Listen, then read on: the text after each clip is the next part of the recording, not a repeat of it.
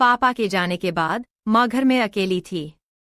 वह अपने दादाजी के कमरे में जाती रहती थी। ये देखकर मुझे बहुत अलग महसूस हुआ। एक रात मैं चुपचाप अपने दादाजी के कमरे में घुस गई। मैंने वहां जो देखा उससे मैं आश्चर्यचकित रह गई। माँ और दादाजी पति पत्नी जैसे एक दूसरे के साथ बिस्तर पर बैठे थे। नमस्कार दोस्तों, मेरा नाम ज्योति है।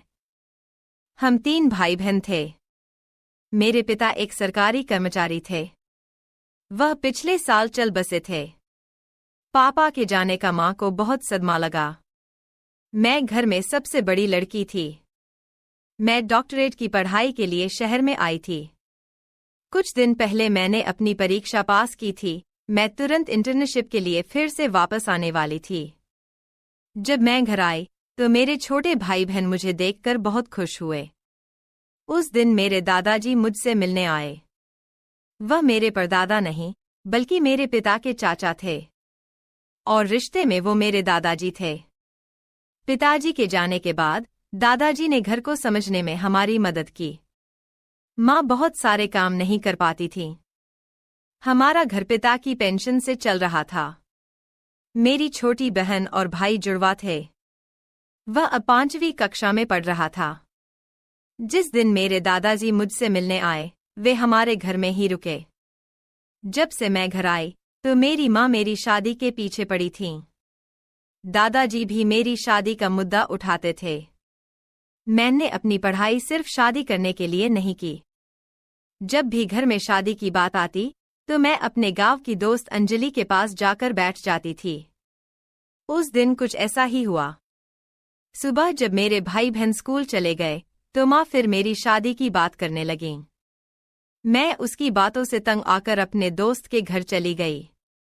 3 से 4 घंटे बाद ही मैं घर आई। जब मैं घर आई तो मैंने देखा कि हमारे घर का दरवाज़ा थोड़ा खुला हुआ था। मैं अंदर गई तो मुझे किचन में मेरी माँ नहीं दिखी। मैंने अपनी माँ को आवाज़ दी। तभी अचानक माँ अपने कमरे से बाहर आ गई और वो थोड़ी डरी हुई थी। माँ की साड़ी इधर उधर हुई थी। मैंने उनसे पूछा कि क्या हुआ माँ, तुम इतनी डरी हुई क्यों हो? तभी माँ ने कहा, कुछ नहीं, मैं तो बस अपने कमरे में कपड़े की अलमारी ठीक कर रही थी और तुमने जोर से आवाज लगाई तो मैं जल्दी से बाहर आ गई। आते समय मेरा पैर मेरी साड़ी पर पड़ गया और साड़ी भी उतर गई। तुम्हारी तेज आवाज सुनकर मैं बिना साड़ी पहने ही उसे लपेटकर बाहर आ गई। अब बताओ क्या हुआ है? कुछ नहीं, मैंने तुम्हें देखा नहीं तो तुम्हें जोर से आवाज दी, तू पागल लड़की है। ऐसा कहते ही माँ अपने कमरे में वापस चली गई। मैं उसके पीछे पीछे चली गई। तभी मैंने देखा कि माँ के कमरे की खिड़की खुली हुई थी। मैं माँ के पास जाकर उनके कमरे में बैठ गई। तभी मैंने उसके बिस्तर पर पुरुषों की घड़ी पड़ी देखी। जब मैंने अपनी माँ से इस बारे में पूछा तो उन्होंने बताया कि हमारा सचिन कहीं से कुछ भी ले आता है। यह घड़ी उसके स्कूल जाने से पहले यहीं पड़ी थी। डॉक्टर महोदया, आपने अभी केवल अपनी चिकित्सा शिक्षा पूरी की है, रिजल्ट आना अभी बाकी है। माँ ने कहा, फालतू सवाल मत पूछो। अगले दिन माँ का चचेरा भाई सागर घर आया। माँ का कोई सगा भाई नहीं था। जब मेरे पिताजी थे तब भी मैंने सागर मामा को घर आते देखा था। सागर मामा कई महीनों के बाद हमारे घर आए। उन्होंने कहा कि गांव की पंचायत में कुछ काम है और इसके लिए वो कुछ दिन हमारे घर पर ही रुकने वाले हैं। एक दिन जब हम खाना खा रहे थे तो माँ हम सब के लिए खाना बना रही थी। जैसे ही माँ मामा के प्लेट में खाना डाल रही थी, मामा ने अचानक माँ का हाथ पकड़ लिया। लेकिन जैसे ही मेरी नज़र उन दोनों पर पड़ी तो मामा ने झट से माँ का हाथ छोड़ दिया। मेरी माँ दिखने में बहुत सुंदर थी। हमारे पिता ने उन्हें बहुत कम उम्र में ही छोड़ दिया था। मेरी माँ की शादी बहुत कम उम्र में हो गई थी। माँ केवल 32 साल की थीं। ऐसा कोई नहीं कहेगा कि उसके 3 बच्चे हैं। मैं खाना खाते हुए मामा को देख रही थी। वह माँ की ओर देख रहे थे।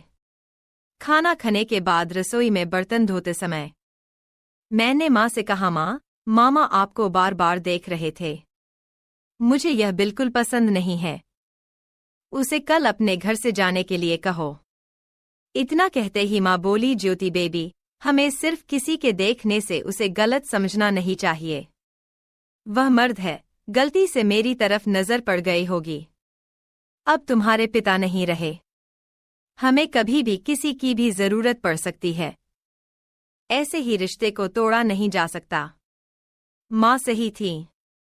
मामा जी की नजर गलती से उस पर से पड़ गई होगी। मैं माँ को लेकर कुछ ज्यादा ही चिंतित थी।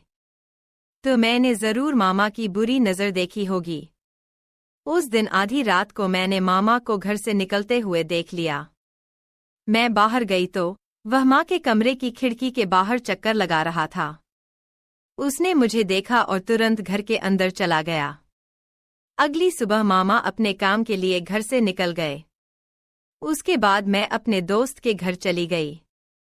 मेरी दोस्त अंजलि के घर पर एक लैपटॉप था और इसीलिए मैं उसके पास जाती थी।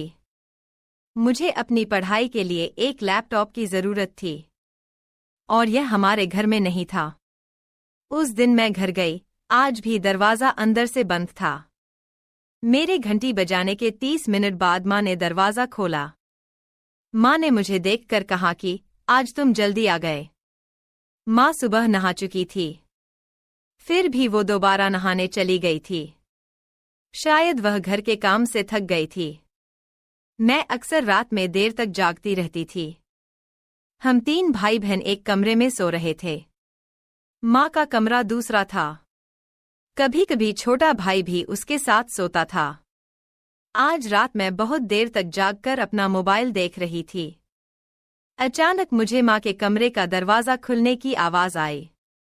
मैं बाहर गई तो देखा कि मामा अपने कमरे से बाहर आ रहे हैं। उसने अपनी कमीज सीधी की और माँ के कमरे से बाहर चला गया। उनको ऐसे जाते देख मैं माँ के कमरे में गई।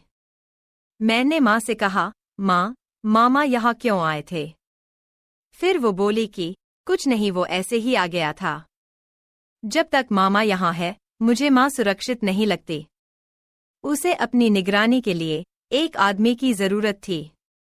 इसलिए अगले दिन मैंने अपने दादाजी को घर पर बुलाया। मैंने उन्हें कुछ दिनों के लिए हमारे घर पर रहने के लिए बुलाया। घर में दादाजी होंगे तो मम्मी थोड़ा डरेंगी। जब मेरे दादाजी घर आए तो मेरा काम हो गया, क्योंकि दादाजी घर में सभी पर नजर रखते थे।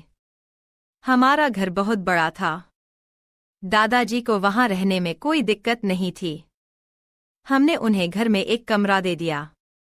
एक बार मैं सुबह जल्दी 3 बजे उठ गई। मैं जल्दी उठकर बाहर आंगन में बैठ गई। मैं अपने कमरे से बाहर आई तभी मैंने देखा कि माँ अपनी साड़ी पकड़कर दादाजी के कमरे से बाहर निकल रही थी और वह अपने कमरे में जा रही थी। सुबह 3 बजे बहुत अंधेरा था। उस अंधेरे में माँ ने मुझे देखा नहीं। वह दादाजी के कमरे में क्यों गई थी? क्या माँ सारी रात दादाजी के कमरे में ही थी? मैं सुबह माँ से इसके बारे में पूछा। उसने मुझसे कहा कि मैंने तुमसे पहले ही कहा था कि तुम्हें घर में ज्यादा जासूसी नहीं करनी चाहिए। क्या तुम मुझ पर नजर रख रही हो?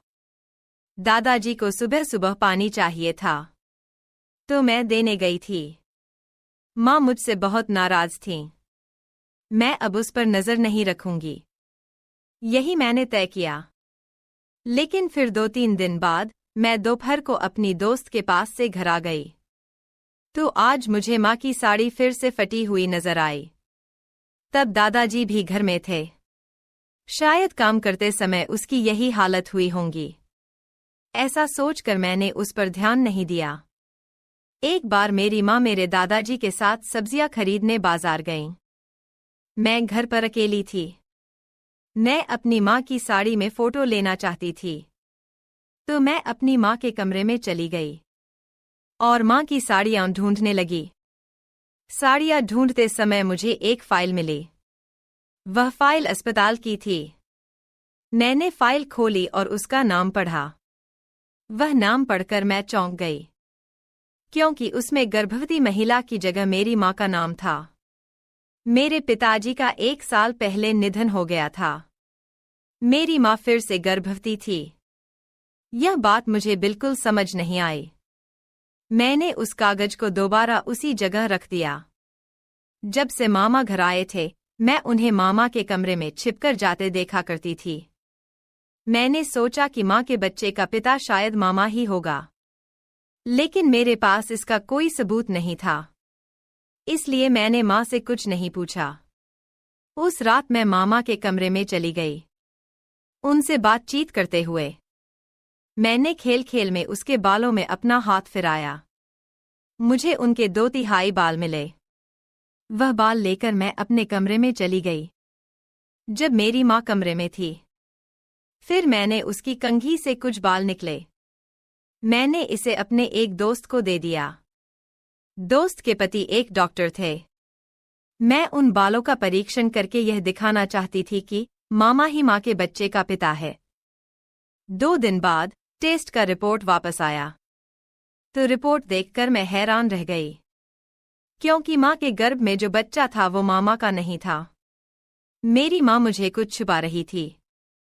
वह गर्भवती थी, लेकिन बच्चे का पिता कौन था, ये मुझे समझ नहीं आया। माँ के कुछ दस्तावेजों से मुझे शक हुआ। कुछ दिन बाद मैंने देखा कि मामा रात को माँ के कमरे की खिड़की से झांक रहे थे और वीडियो बना रहे थे। मैंने उसे रंगे हाथ पकड़ लिया और उसका वीडियो भी बना लिया। मामा मुझे देखकर डर गए। मैं यह भी समझती हूँ कि जिस डॉक्टर को मैंने डीएनए जांच के लिए सैंपल दिया था, वह डॉक्टर मामा का दोस्त है। मामा ने जरूर वह रिपोर्ट बदल दी होगी। मुझे उस आदमी पर शक था। मैंने उसे माँ के कमरे में चोरी छिपे घुसते हुए रंगे हाथों पकड़ लिया। मैंने उनसे कहा, मामा, आप तो माँ के भाई हो, आपको अपने रिश्ते के बारे में पता नहीं है क्या? तुमने मेरी माँ को इतनी गंदी नजर से देखा। अब मैं तुम्हें पुलिस के हवाले कर दूंगी। आपका बच्चा मेरी माँ के गर्भ पल रहा है। तुम मामा नाम पर कलंक हो। मेरे इतना कहते ही मामा बोले, ज्योति, तुम क्या बात कर रही हो? मेरी नजर तुम्हारी माँ पर थी, पर बुरी नहीं, अच्छी थी। मुझे उससे प्यार था। मैं उससे शादी करके तुम्हारा और उसका ख्याल रखने को तैयार था। अब मैं उसके प्रति अपने प्यार का इजहार करने के लिए यहाँ आया हूँ। लेकिन यहाँ जो मैं देख रहा हूँ, उससे मैं उससे बिल्कुल भी प्यार नहीं करता। पिछले कुछ दिनों से मैं जो देख रहा हूँ, शायद वह अब भी तुम्हारी आंखों से छिपा हुआ है। फिर मामा ने अपना मोबाइल मेरे हाथ में दे दिया। उसने मुझे वह वीडियो दिखाया जो उसने माँ के कमरे में घुसकर बनाया था। वो वीडियो देखकर मेरी आंखें खुली रह गईं। मेरी माँ और दादाजी, उन दोनों के बीच एक अनचाहा रिश्ता था, और यह सब मुझे उस वीडियो को देखने के बाद पता चला। वो सब देखकर मैं दंग रह गई। लेकिन मामा ने अगले दिन यह खबर पूरे गांव में फैला दी। जब दूसरे रिश्तेदारों को उनके नए रिश्ते के बारे में पता चला, तो उन्हें माँ और दादा की शादी मंजूर नहीं थी। जब मुझे सब समझ आ गया तो मैंने बहुत गुस्से में अपनी माँ से कहा कि उसने मेरा भरोसा तोड़ा है। मैं उसे कभी माफ नहीं करूंगी। माँ, तुम दादाजी से शादी के बारे में कैसे सोच सकती हो? मैंने उससे यह पूछा। माँ ने कहा कि तुम्हारे पापा के जाने के बाद मैं बहुत अकेली हो गई थी। मुझे 3 बच्चों की देखभाल करनी थी। उस वक्त दादाजी ने मेरी बहुत मदद की। तुम्हारे पापा की 15,000 पेंशन से मैं घर का खर्च चलती हूँ। कई बार दादाजी ने तुम्हारी शिक्षा के लिए पैसे भेजे हैं। यह सहयोग मुझे मेरे रिश्तेदारों से नहीं मिला। तुम्हारे पिता के जाने के बाद मुझे इसी एक आदमी ने सहारा दिया। हम दोनों एक दूसरे से प्यार करते हैं। माँ किसी की बात सुनने को तैयार नहीं थी। दादाजी उससे प्रेम करते थे। वह एक पिता के रूप में हम 3 भाई बहनों की देखभाल करने के लिए तैयार थे। वह इतने भी बूढ़े नहीं थे। मेरी माँ और दादाजी ने बाद में शादी कर ली और साथ रहने लगे। माँ के गर्भ में पल रहा बच्चा दादाजी का था, यानी मेरे दादाजी मेरे पिता बन गए। पहले तो मुझे इस बात पर गुस्सा आता था लेकिन बाद में मैं उनके साथ अपने पिता की तरह रहने लगी। मेरे असली पिता के निधन के बाद माँ बहुत दुखी हुई थी, लेकिन अब वह बेहद खुश हैं और हम सब बहुत खुश हैं। दोस्तों, प्यार की उम्र, रंग या रूप से कोई लेना देना नहीं होता। यह सच है। मेरी बहन बहुत खूबसूरत थी और वह अभी 18 साल की हुई थी। एक बार जब मैं अपनी पत्नी के साथ कुछ काम कर रहा था तो वह खिड़की से हमें देख रही थी। कुछ दिनों के बाद मैंने नोटिस किया कि वह मुझे अलग नज़र से देखती थी। कुछ समय तक ऐसा ही चलता रहा। एक दिन मेरी पत्नी घर पर नहीं थी और हम अकेले थे। तभी मेरी बहन ने मुझसे कहा, भैया, मैं आपसे कुछ पूछना चाहती हूँ। मैंने उससे पूछा, क्या पूछना है? उसने कहा, भैया, मैं आपको कैसी लगती हूँ? मैंने जवाब दिया, तुम बहुत अच्छी लग रही हो। फिर उसने पूछा कि क्या आप मेरे साथ वो सब करेंगे जो उस रात भाभी के साथ कर रहे थे? मैंने तुम दोनों को उस रात ऐसा करते हुए देखा था। मैं ये सुनकर चौंक गया। क्या तुम सच कह रही हो? क्या तुमने हमें देखा? उसने कहा, हाँ भैया, अब मैं बड़ी हो गई हूँ, लेकिन अभी तक मेरा कोई बॉयफ्रेंड नहीं है। मैं यह सब करना चाहती हूँ, लेकिन अब इसे कंट्रोल करना बहुत मुश्किल है। मैंने कहा, ठीक है, लेकिन तुम्हारी भाभी का क्या? उसने कहा, तू ये भाभी को मत बताओ, मैं भी नहीं बताऊंगी। मैंने उसकी बात से सहमति जताते हुए कहा, दरअसल मैं काफी समय से ऐसा करने की सोच रहा था, लेकिन आज जब मेरी पत्नी सो गई तो मैं नज़दीकी घर के अंदर गया तो वहां का नज़ारा देखकर मैं बहुत उत्साहित हो गया और वह मेरा इंतजार कर रही थी। उसके बाद मैंने कभी नहीं सोचा था कि मेरी सारी चीजें मेरी बहन ने देखी होंगी। मैंने उससे मजाक किया था, लेकिन जब उसके खुद का मजाक बनाने का समय आया तो मैं थोड़ा घबरा गया। कौन जानता है, क्या वह मेरे साथ वह सब करने को तैयार होगी? दोस्तों, आज की कहानी बहुत बढ़िया होने वाली है। कहानी को अंत तक अवश्य सुनें और चैनल को सब्सक्राइब करें ताकि आप हर दिन ऐसी नई कहानियां मेरी आवाज में सुन सकें। तो दोस्तों, यह 3 साल पहले की बात है। यह मेरी शादी का दिन था और इसे बहुत धूमधाम से मनाया गया। शादी के बाद मेरी पत्नी नेहा घर आई तो मैं बहुत खुश था, क्योंकि मेरी पत्नी बहुत खूबसूरत थी और सबसे ज्यादा मजा मुझे उस पल का आया। शादी के बाद पति पत्नी के बीच क्या होता है उसके बाद धीरे धीरे कुछ दिन और महीने बीत गए। हमारी जिंदगी अच्छी चल रही थी। मेरी एक बहन थी जिसका नाम ज्योति था। वह बहुत खूबसूरत थी और मैं हमेशा उसके साथ मजाक करता रहता था। एक दिन ज्योति का फोन आया और उसने कहा, भाई, मैं बस स्टैंड पर आ गई हूँ, मुझे लेने आ जाओ। मैं एकदम से चौंक गया। मैंने कहा, क्या तुम सच बोल रही हो? तो वो बोली, हाँ भाई, और मैं तुरंत बस स्टैंड चला गया। पत्नी ने पूछा, कहाँ जा रहे हो? मैंने उत्तर दिया, ज्योति बस स्टैंड पर मेरा इंतजार कर रही है। पत्नी को इस बात पर विश्वास नहीं हो रहा था, क्योंकि ज्योति ने किसी को नहीं बताया था कि वह आ रही है। बस स्टैंड घर से 3-4 किलोमीटर दूर था। मैं 10-15 मिनट में वहां पहुंचा। 15 मिनट बाद जब मैं वहां गया तो ज्योति मेरा इंतजार कर रही थी और मैंने उससे कहा, ज्योति, तुम्हें हमें फोन करके बताना चाहिए था कि तुम आ रही हो। वे बोली, भाभी को सरप्राइज देने के लिए नहीं बताया। मैंने पूछा, इस बड़े बैग में क्या है? उसने कहा, ये मेरे कपड़े हैं, अब मैं 2-4 महीने के लिए रहने आई हूँ। उसके बाद मैं उसे अपने घर ले आया। ज्योति को देखकर नेहा बहुत खुश हुई। मैंने नेहा से कहा, मुझे नाश्ता जल्दी दे दो, क्योंकि मेरे ऑफिस जाने का समय हो गया है। मैं शाम को जल्दी घर आऊंगा। नेहा शीशे के सामने अपने बालों में कंघी कर रही थी। मैंने उसे पीछे से पकड़ लिया और उसने भी मेरा हाथ पकड़ लिया। जब उसने मेरी तरफ देखा तो मैंने झट से उसे छोड़ दिया और पूछा, ज्योति, तुम्हारी भाभी कहाँ है? और तुम उसके कपड़े क्यों पहन रही हो? ज्योति ने कहा, भाभी बाजार गई है कुछ सामान लाने के लिए। तो मैंने उससे कहा, ज्योति, चाय बनाओ। और फिर ज्योति चाय बनाने के लिए रसोई में चली गई। मेरा दिल तेजी से धड़क रहा था। मैं इस बात से हैरान था कि भले ही मैंने उसे कसकर गले लगाया था, फिर भी ज्योति ने कुछ नहीं कहा। कुछ देर बाद वह चाय लेकर आई। मैंने उससे कहा, सॉरी ज्योति, मुझे लगा कि ये तुम्हारी भाभी है, इसलिए मैंने तुम्हें पीछे से पकड़ लिया। उसने उत्तर दिया, भाई, इसमें माफी मांगने की कोई बात नहीं है। तुमने मुझे जानबूझकर नहीं पकड़ा था। मैंने कहा, यह सही है, लेकिन तुम्हें कैसा लग रहा है? फिर उसने कहा, भाई, जब आपने मुझे पीछे से पकड़ लिया तो मुझे बहुत अच्छा लगा, और हंसते हुए कमरे में चली गई। तभी नेहा आई और बोली, देखो मैंने तुम्हारे लिए कुछ लाया है। मैंने कहा, दिखाओ, तो उसने कहा, अब नहीं, अगले महीने मैं तुम्हें वह दिखाऊंगी। एक रात जब हम दोनों पति पत्नी वाला काम कर रहे थे तो मुझे लगा कि कोई हम दोनों को देख रहा है। फिर काम होते ही नेहा सो गई। मैं धीरे से उठा और कमरे से बाहर गया तो देखा कि ज्योति के कमरे का दरवाज़ा खुला था। फिर मैं वापस रूम में आया तो नेहा बोली, क्या हुआ? मैंने कहा, कुछ नहीं, मैं बाथरूम गया था। मेरी पत्नी ने आगे कुछ नहीं कहा और सो गई। सुबह जब मैं उठा तो उस रात की घटना के बारे में सोचते हुए ज्योति की तरफ देख रहा था। वह भी मुझे देखकर मुस्कुरा रही थी। जब मेरी पत्नी बाथरूम में गई तो मैंने ज्योति से पूछा, क्या तुम कल रात को खिड़की से हमें देख रही थी? उसने जवाब दिया, मैं आपके कमरे में छिपकर क्यों देखूं? तभी नेहा बाहर आई और हम दोनों चुपचाप बैठ गए। जब नेहा कमरे में गई तो ज्योति मेरे पास आकर बैठ गई।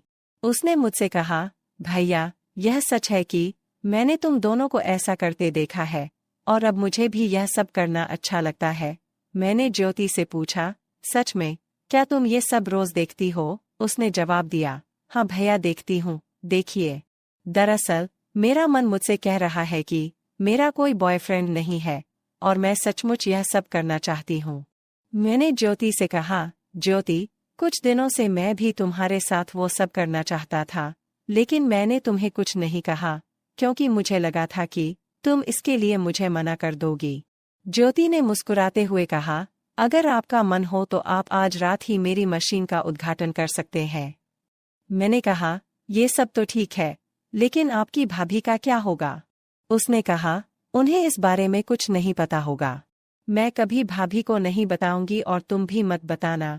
मैंने उनसे कहा, जब तुम्हारी भाभी सो जाएंगी तो मैं पड़ोस की गली में तुम्हारा इंतजार करूंगा। फिर मैं शाम होने की राह देख रहा था, तभी मुझे घर से पिताजी का कॉल आया और उन्होंने कहा, ज्योति को देखने के लिए लड़के वाले आ रहे हैं, तुम कल उसे गांव लेकर आओ। अब रात के 12:30 बजे जब नेहा सो गई तो मैं धीरे से उठा और उस गली में चला गया। जब मैं वहां गया तो मुझे अपनी बहन नहीं दिखी। फिर मैं ज्योति के कमरे में गया और वहां देखा तो ज्योति गहरी नींद में सो रही थी और उसके सोने से मेरे सारे सपने बर्बाद हो गए। सुबह हुई तो ज्योति मेरे पास आई और मुस्कुराते हुए बोली, फिर क्या भाई, क्या तुम रात को मेरा इंतजार कर रहे थे? मैंने कहा, आपने तो मुझे पागल बना दिया है। ज्योति हंसते हुए बोली, आप सच में उस वीरान गली में गए थे ना? मैंने कहा, हाँ, मैं वहां गया था, लेकिन तुम आई नहीं इसलिए मैं फिर घर आ गया। आप गहरी नींद में सो रहे थे। ज्योति ने मुस्कुराकर जवाब दिया, मैं तो बस तुम्हारे साथ मजाक कर रही थी। तभी मेरी बीवी नेहा आ गई। उसने मुझसे कहा, ज्योति को थोड़ी देर में छोड़ आओ, आज उसे देखने मेहमान आ रहे हैं। मैं तुरंत ज्योति को घर छोड़ने के लिए निकल पड़ा। उसकी मुस्कान मुझे सता रही थी और मैं सोच रहा था कि उसके साथ मेरा सपना कब सच होगा।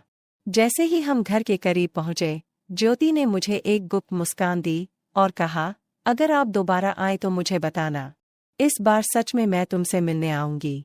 आगे का पार्ट देखने के लिए हमारे चैनल को सब्सक्राइब करें। जैसे ही मैं वीडियो डालूं तो आप उसे देख सकेंगे। धन्यवाद। पापा के जाने के दोस्तों। बाद माँ घर में अकेली थी। वह अपने दादाजी के कमरे में जाती रहती थी। ये देखकर मुझे बहुत अलग महसूस हुआ। एक रात मैं चुपचाप अपने दादाजी के कमरे में घुस गई। मैंने वहां जो देखा उससे मैं आश्चर्यचकित रह गई। माँ और दादाजी पति पत्नी जैसे एक दूसरे के साथ बिस्तर पर बैठे थे। नमस्कार दोस्तों, मेरा नाम ज्योति है। हम 3 भाई बहन थे। मेरे पिता एक सरकारी कर्मचारी थे। वह पिछले साल चल बसे थे। पापा के जाने का माँ को बहुत सदमा लगा। मैं घर में सबसे बड़ी लड़की थी। मैं डॉक्टरेट की पढ़ाई के लिए शहर में आई थी। कुछ दिन पहले मैंने अपनी परीक्षा पास की थी। मैं तुरंत इंटर्नशिप के लिए फिर से वापस आने वाली थी। जब मैं घर आई तो मेरे छोटे भाई बहन मुझे देखकर बहुत खुश हुए। उस दिन मेरे दादाजी मुझसे मिलने आए। वह मेरे परदादा नहीं बल्कि मेरे पिता के चाचा थे, और रिश्ते में वो मेरे दादाजी थे। पिताजी के जाने के बाद दादाजी ने घर को समझने में हमारी मदद की। माँ बहुत सारे काम नहीं कर पाती थी। हमारा घर पिता की पेंशन से चल रहा था। मेरी छोटी बहन और भाई जुड़वा थे। वह अब 5वीं कक्षा में पढ़ रहा था। जिस दिन मेरे दादाजी मुझसे मिलने आए, वे हमारे घर में ही रुके। जब से मैं घर आई तो मेरी माँ मेरी शादी के पीछे पड़ी थीं। दादाजी भी मेरी शादी का मुद्दा उठाते थे। मैंने अपनी पढ़ाई सिर्फ शादी करने के लिए नहीं की। जब भी घर में शादी की बात आती तो मैं अपने गांव की दोस्त अंजलि के पास जाकर बैठ जाती थी। उस दिन कुछ ऐसा ही हुआ। सुबह जब मेरे भाई बहन स्कूल चले गए तो माँ फिर मेरी शादी की बात करने लगीं। मैं उसकी बातों से तंग आकर अपने दोस्त के घर चली गई। 3 से 4 घंटे बाद ही मैं घर आई। जब मैं घर आई तो मैंने देखा कि हमारे घर का दरवाज़ा थोड़ा खुला हुआ था। मैं अंदर गई तो मुझे किचन में मेरी माँ नहीं दिखी। मैंने अपनी माँ को आवाज़ दी। तभी अचानक माँ अपने कमरे से बाहर आ गई और वो थोड़ी डरी हुई थी। माँ की साड़ी इधर उधर हुई थी। मैंने उनसे पूछा कि क्या हुआ माँ, तुम इतनी डरी हुई क्यों हो? तभी माँ ने कहा, कुछ नहीं, मैं तो बस अपने कमरे में कपड़े की अलमारी ठीक कर रही थी और तुमने जोर से आवाज लगाई तो मैं जल्दी से बाहर आ गई। आते समय मेरा पैर मेरी साड़ी पर पड़ गया और साड़ी भी उतर गई। तुम्हारी तेज आवाज सुनकर मैं बिना साड़ी पहने ही उसे लपेटकर बाहर आ गई। अब बताओ क्या हुआ है? कुछ नहीं, मैंने तुम्हें देखा नहीं तो तुम्हें जोर से आवाज दी, तू पागल लड़की है। ऐसा कहते ही माँ अपने कमरे में वापस चली गई। मैं उसके पीछे पीछे चली गई। तभी मैंने देखा कि माँ के कमरे की खिड़की खुली हुई थी। मैं माँ के पास जाकर उनके कमरे में बैठ गई। तभी मैंने उसके बिस्तर पर पुरुषों की घड़ी पड़ी देखी। जब मैंने अपनी माँ से इस बारे में पूछा तो उन्होंने बताया कि हमारा सचिन कहीं से कुछ भी ले आता है। यह घड़ी उसके स्कूल जाने से पहले यहीं पड़ी थी। डॉक्टर महोदया, आपने अभी केवल अपनी चिकित्सा शिक्षा पूरी की है, रिजल्ट आना अभी बाकी है। माँ ने कहा, फालतू सवाल मत पूछो। अगले दिन माँ का चचेरा भाई सागर घर आया। माँ का कोई सगा भाई नहीं था। जब मेरे पिताजी थे तब भी मैंने सागर मामा को घर आते देखा था। सागर मामा कई महीनों के बाद हमारे घर आए। उन्होंने कहा कि गांव की पंचायत में कुछ काम है और इसके लिए वो कुछ दिन हमारे घर पर ही रुकने वाले हैं। एक दिन जब हम खाना खा रहे थे तो माँ हम सब के लिए खाना बना रही थी। जैसे ही माँ मामा के प्लेट में खाना डाल रही थी, मामा ने अचानक माँ का हाथ पकड़ लिया। लेकिन जैसे ही मेरी नज़र उन दोनों पर पड़ी तो मामा ने झट से माँ का हाथ छोड़ दिया। मेरी माँ दिखने में बहुत सुंदर थी। हमारे पिता ने उन्हें बहुत कम उम्र में ही छोड़ दिया था। मेरी माँ की शादी बहुत कम उम्र में हो गई थी। माँ केवल 32 साल की थीं। ऐसा कोई नहीं कहेगा कि उसके 3 बच्चे हैं। मैं खाना खाते हुए मामा को देख रही थी। वह माँ की ओर देख रहे थे। खाना खाने के बाद रसोई में बर्तन धोते समय मैंने माँ से कहा, माँ, मामा आपको बार बार देख रहे थे, मुझे यह बिल्कुल पसंद नहीं है, उसे कल अपने घर से जाने के लिए कहो। इतना कहते ही माँ बोली, ज्योति बेबी, हमें सिर्फ किसी के देखने से उसे गलत समझना नहीं चाहिए। वह मर्द है, गलती से मेरी तरफ नजर पड़ गई होगी। अब तुम्हारे पिता नहीं रहे, हमें कभी भी किसी की भी जरूरत पड़ सकती है। ऐसे ही रिश्ते को तोड़ा नहीं जा सकता। माँ सही थी। मामा जी की नजर गलती से उस पर से पड़ गई होगी। मैं माँ को लेकर कुछ ज्यादा ही चिंतित थी, तो मैंने जरूर मामा की बुरी नजर देखी होगी। उस दिन आधी रात को मैंने मामा को घर से निकलते हुए देख लिया। मैं बाहर गई तो वह माँ के कमरे की खिड़की के बाहर चक्कर लगा रहा था। उसने मुझे देखा और तुरंत घर के अंदर चला गया। अगली सुबह मामा अपने काम के लिए घर से निकल गए। उसके बाद मैं अपने दोस्त के घर चली गई। मेरी दोस्त अंजलि के घर पर एक लैपटॉप था और इसीलिए मैं उसके पास जाती थी। मुझे अपनी पढ़ाई के लिए एक लैपटॉप की जरूरत थी और यह हमारे घर में नहीं था। उस दिन मैं घर गई, आज भी दरवाजा अंदर से बंद था। मेरे घंटी बजाने के 30 मिनट बाद माँ ने दरवाजा खोला। माँ ने मुझे देखकर कहा कि आज तुम जल्दी आ गए। माँ सुबह नहा चुकी थी, फिर भी वो दोबारा नहाने चली गई थी। शायद वह घर के काम से थक गई थी। मैं अक्सर रात में देर तक जागती रहती थी। हम 3 भाई बहन एक कमरे में सो रहे थे। माँ का कमरा दूसरा था। कभी कभी छोटा भाई भी उसके साथ सोता था। आज रात मैं बहुत देर तक जागकर अपना मोबाइल देख रही थी। अचानक मुझे माँ के कमरे का दरवाजा खुलने की आवाज आई। मैं बाहर गई तो देखा कि मामा अपने कमरे से बाहर आ रहे हैं। उसने अपनी कमीज सीधी की और माँ के कमरे से बाहर चला गया। उनको ऐसे जाते देख मैं माँ के कमरे में गई। मैंने माँ से कहा, माँ, मामा यहाँ क्यों आए थे? फिर वो बोली कि कुछ नहीं, वो ऐसे ही आ गया था। जब तक मामा यहाँ है मुझे माँ सुरक्षित नहीं लगती। उसे अपनी निगरानी के लिए एक आदमी की जरूरत थी। इसलिए अगले दिन मैंने अपने दादाजी को घर पर बुलाया। मैंने उन्हें कुछ दिनों के लिए हमारे घर पर रहने के लिए बुलाया। घर में दादाजी होंगे तो मम्मी थोड़ा डरेंगी। जब मेरे दादाजी घर आए तो मेरा काम हो गया, क्योंकि दादाजी घर में सभी पर नजर रखते थे। हमारा घर बहुत बड़ा था। दादाजी को वहां रहने में कोई दिक्कत नहीं थी। हमने उन्हें घर में एक कमरा दे दिया। एक बार मैं सुबह जल्दी 3 बजे उठ गई।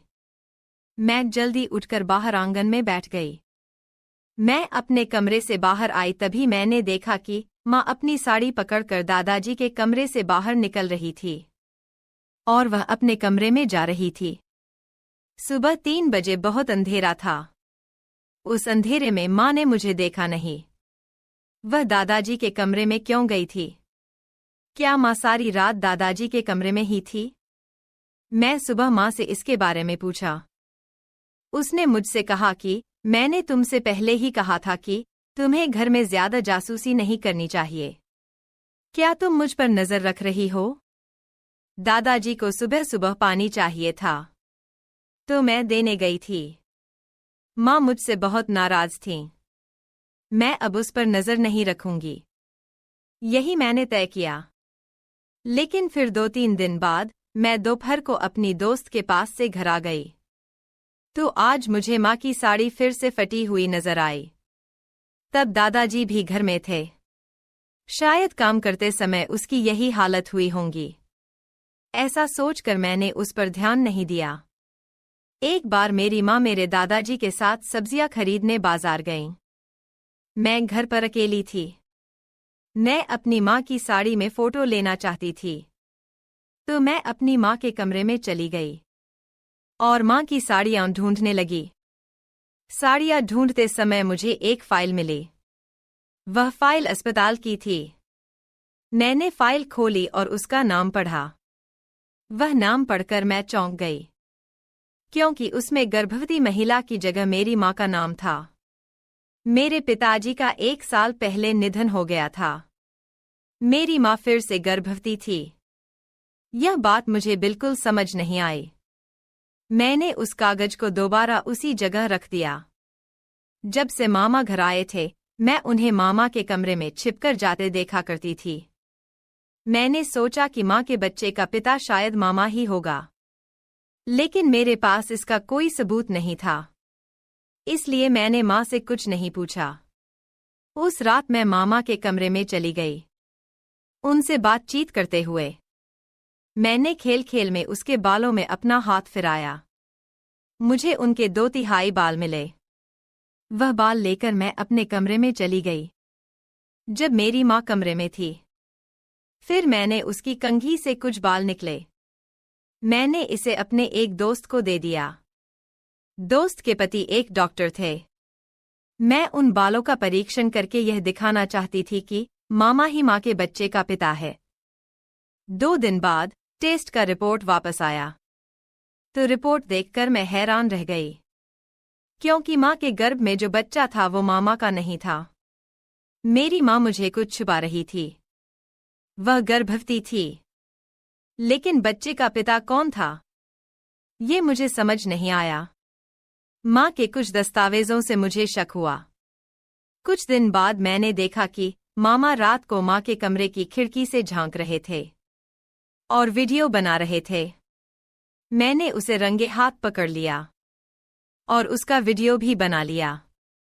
मामा मुझे देखकर डर गए। मैं यह भी समझती हूँ कि जिस डॉक्टर को मैंने डीएनए जांच के लिए सैंपल दिया था, वह डॉक्टर मामा का दोस्त है। मामा ने जरूर वह रिपोर्ट बदल दी होगी। मुझे उस आदमी पर शक था। मैंने उसे माँ के कमरे में चोरी छिपे घुसते हुए रंगे हाथों पकड़ लिया। मैंने उनसे कहा, मामा, आप तो माँ के भाई हो, आपको अपने रिश्ते के बारे में पता नहीं है क्या? तुमने मेरी माँ को इतनी गंदी नजर से देखा। अब मैं तुम्हें पुलिस के हवाले कर दूंगी। आपका बच्चा मेरी माँ के गर्भ पल रहा है। तुम मामा नाम पर कलंक हो। मेरे इतना कहते ही मामा बोले, ज्योति, तुम क्या बात कर रही हो? मेरी नजर तुम्हारी माँ पर थी, पर बुरी नहीं, अच्छी थी। मुझे उससे प्यार था। मैं उससे शादी करके तुम्हारा और उसका ख्याल रखने को तैयार था। अब मैं उसके प्रति अपने प्यार का इजहार करने के लिए यहाँ आया हूँ। लेकिन यहाँ जो मैं देख रहा हूँ, उससे मैं उससे बिल्कुल भी प्यार नहीं करता। पिछले कुछ दिनों से मैं जो देख रहा हूँ, शायद वह अब भी तुम्हारी आंखों से छिपा हुआ है। फिर मामा ने अपना मोबाइल मेरे हाथ में दे दिया। उसने मुझे वह वीडियो दिखाया जो उसने माँ के कमरे में घुसकर बनाया था। वो वीडियो देखकर मेरी आंखें खुली रह गईं। मेरी माँ और दादाजी, उन दोनों के बीच एक अनचाहा रिश्ता था। और यह सब मुझे उस वीडियो को देखने के बाद पता चला। वो सब देखकर मैं दंग रह गई। लेकिन मामा ने अगले दिन यह खबर पूरे गांव में फैला दी। जब दूसरे रिश्तेदारों को उनके नए रिश्ते के बारे में पता चला, तो उन्हें माँ और दादा की शादी मंजूर नहीं थी। जब मुझे सब समझ आ गया तो मैंने बहुत गुस्से में अपनी माँ से कहा कि उसने मेरा भरोसा तोड़ा है। मैं उसे कभी माफ नहीं करूंगी। माँ, तुम दादाजी से शादी के बारे में कैसे सोच सकती हो? मैंने उससे यह पूछा। माँ ने कहा कि तुम्हारे पापा के जाने के बाद मैं बहुत अकेली हो गई थी। मुझे 3 बच्चों की देखभाल करनी थी। उस वक्त दादाजी ने मेरी बहुत मदद की। तुम्हारे पापा की 15,000 पेंशन से मैं घर का खर्च चलती हूँ।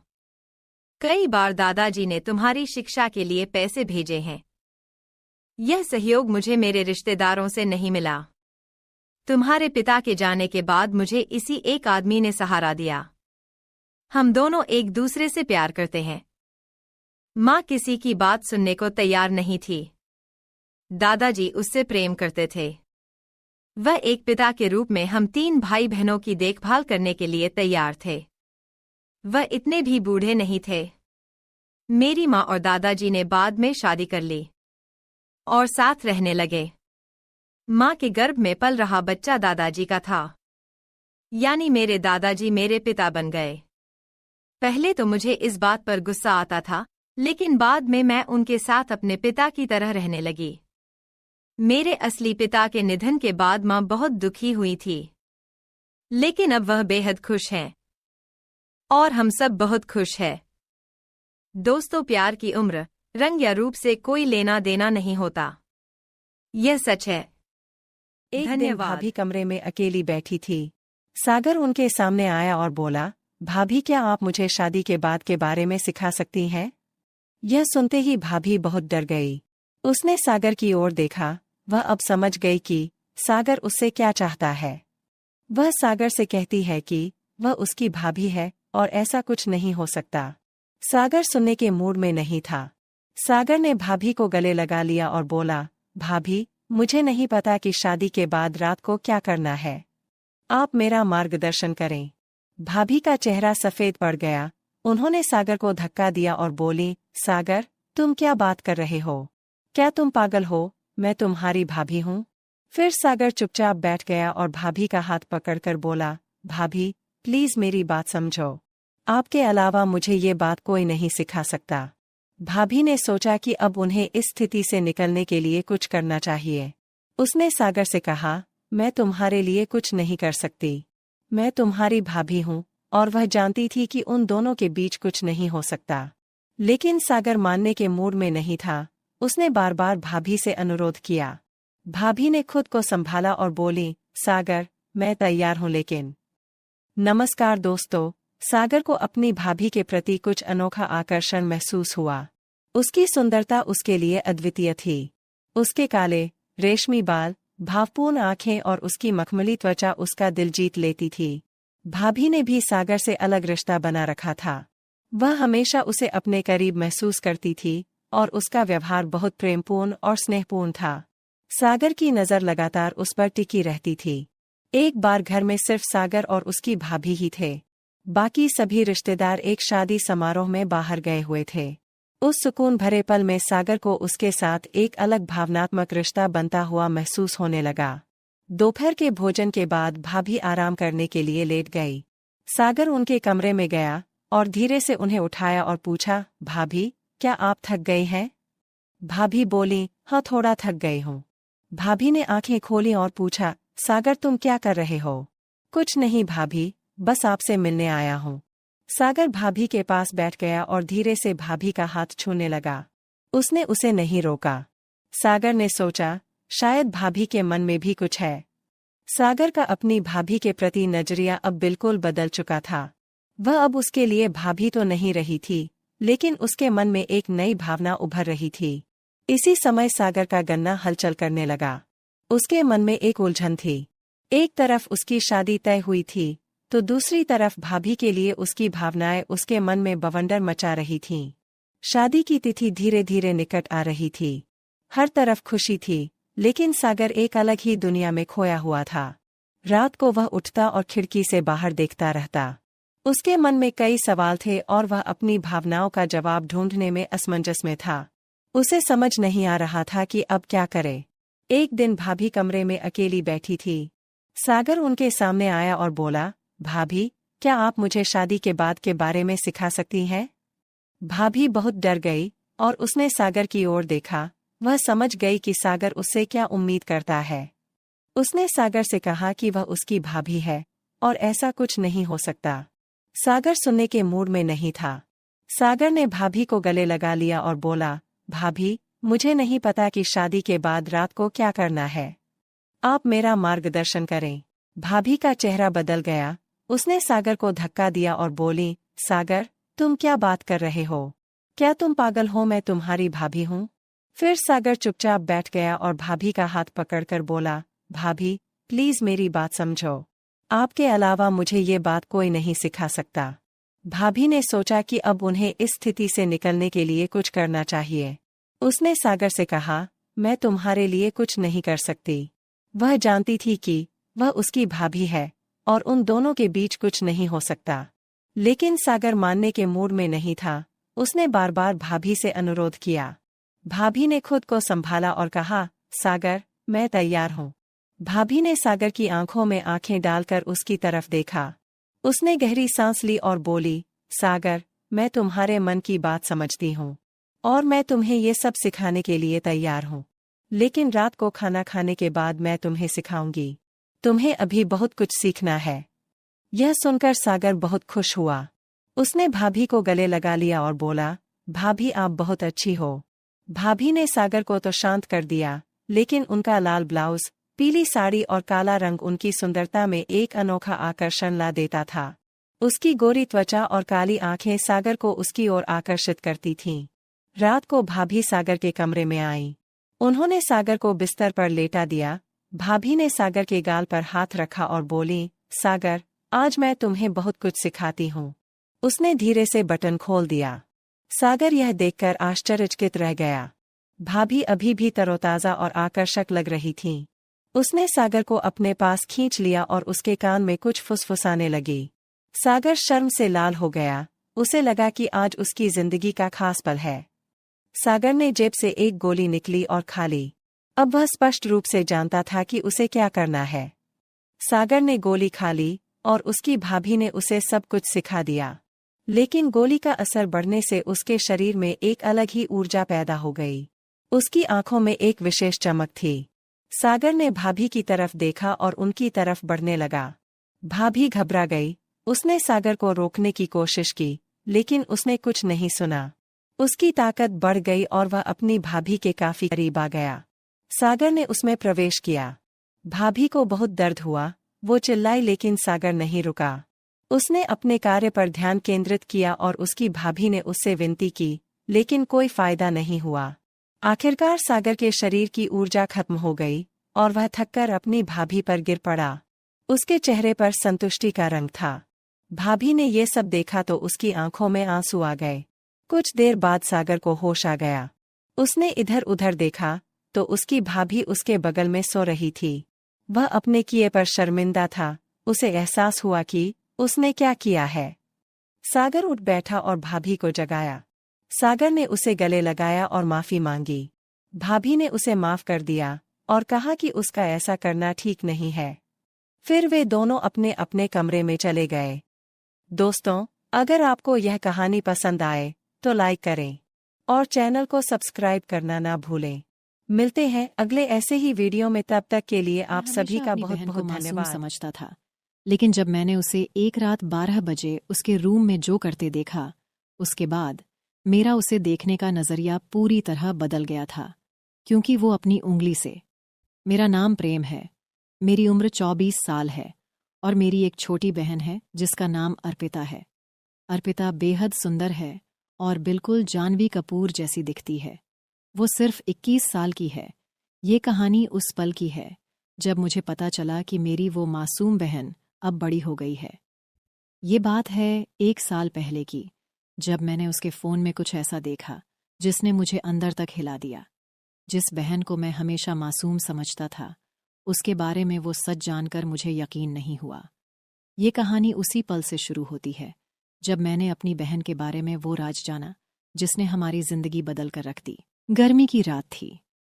हवा जैसे थम सी गई थी और मेरे कमरे में पड़े बिस्तर पर सोने में भी मुश्किल हो रही थी। प्यास के मारे मेरी नींद खुल गई और जैसे ही मैंने पानी की बोतल उठाने की कोशिश की, पता चला कि वो खाली थी।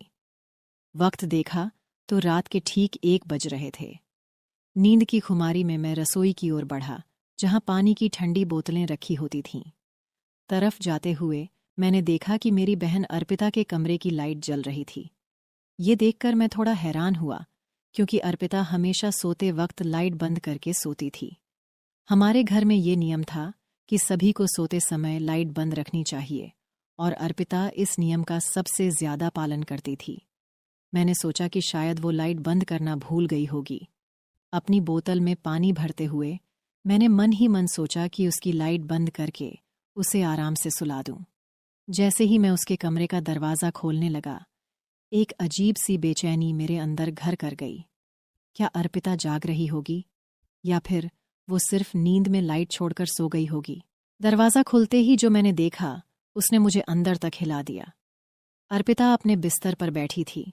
उसके चेहरे पर एक गंभीरता थी और वो अपने फ़ोन की स्क्रीन में कुछ देखने में पूरी तरह मग्न थी।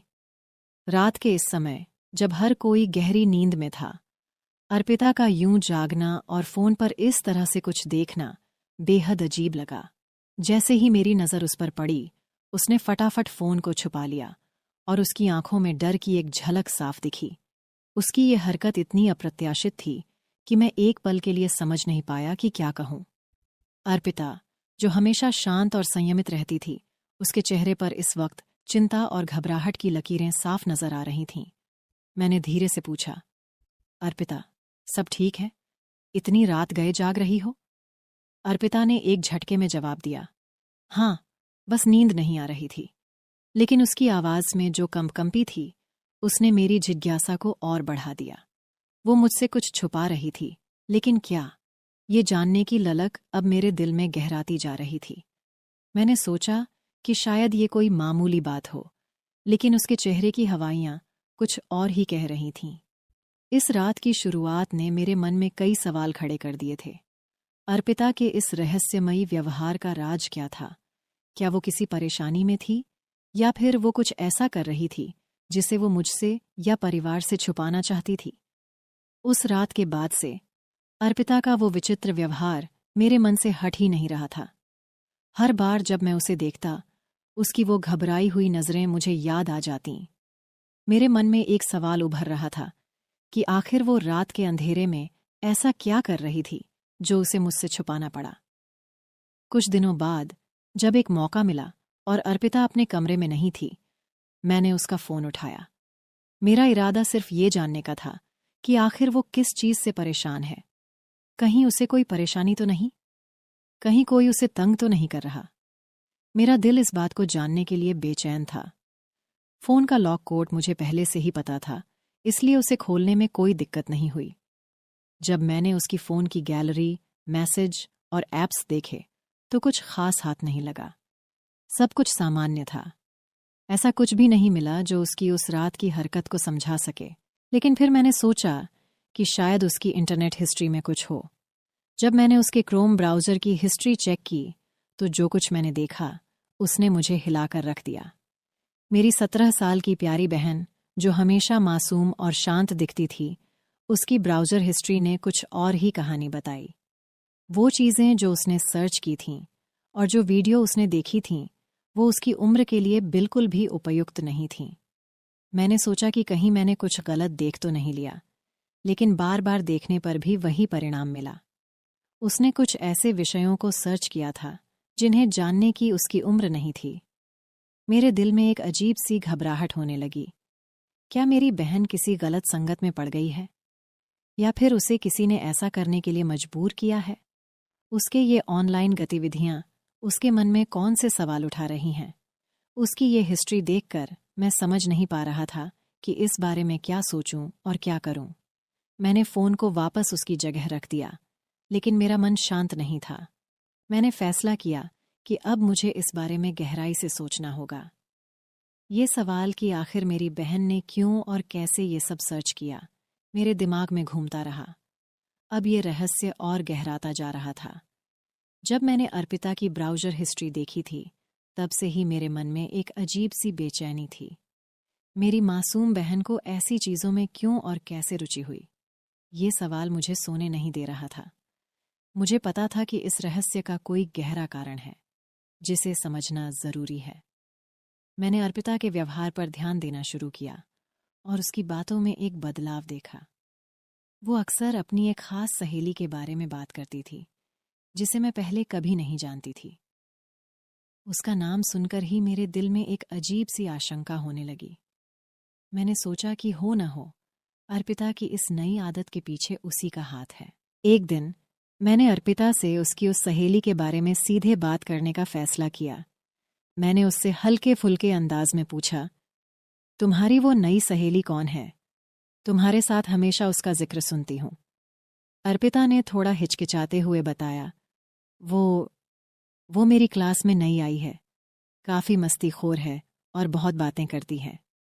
मुझे उसकी बातों से ज़्यादा कुछ नहीं पता चला, लेकिन मेरी छठी इंद्री ने कहा कि ये वही लड़की है जिसने अर्पिता को गलत रास्ते पर धकेला है।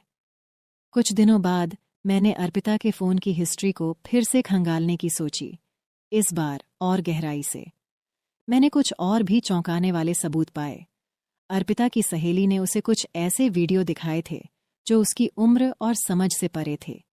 ये वो वीडियो थे जो किसी भी नासमझ किशोरी के लिए सही नहीं थे। इसके अलावा मैंने ये भी देखा कि वो सहेली अर्पिता को सिर्फ वीडियो दिखाने तक ही सीमित नहीं थी।